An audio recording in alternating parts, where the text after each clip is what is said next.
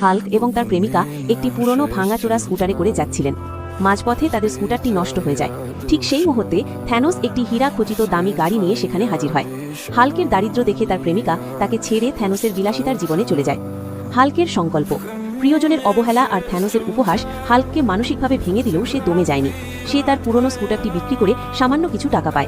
সেই টাকা দিয়ে সে একটি মেটাল ডিটেক্টর এবং ড্রিল মেশিন কেনে। গুপ্তধনের সন্ধান। হাল্ক পাহাড়ে পাহাড়ে কঠোর পরিশ্রম শুরু করে। এক পর্যায়ে সে মাটির নিচে একটি গোপন দরজার সন্ধান পায়। ড্রিল দিয়ে সেই দরজা ভেঙে সে ভেতরে প্রবেশ করে এবং সেখানে বিশাল এক স্বর্ণের ভাণ্ডার খুঁজে পায়। নতুন রূপ ও ঐশ্বর্য। হাল্ক এখন অগাধ সম্পদের মালিক। সে সেই সোনা গলিয়ে নিজের জন্য একটি আস্ত সোনার রলস রয়েস গাড়ি তৈরি করে এবং নিজেও সোনালী পোশাকে সজ্জিত হয়। চূড়ান্ত শিক্ষা।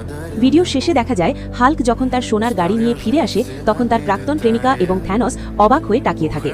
মেয়েটি আবার হাল্কের কাছে ফিরে আসতে চাইলেও হাল্ক তাকে অবজ্ঞা করে এবং নিজের নতুন ও সফল জীবন নিয়ে এগিয়ে যায়।